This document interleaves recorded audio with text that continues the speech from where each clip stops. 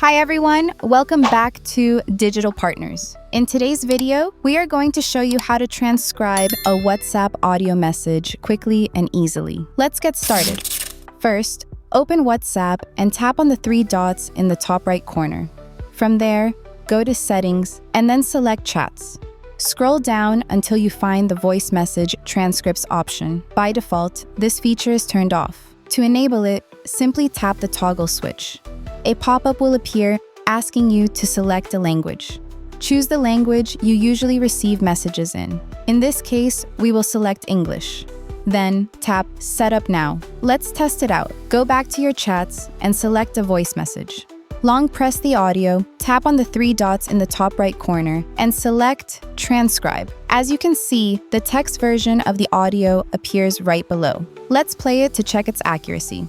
Today, I'm going to show you how to enable voice message transcript. And that's it. Now you know how to transcribe WhatsApp audio messages quickly and easily.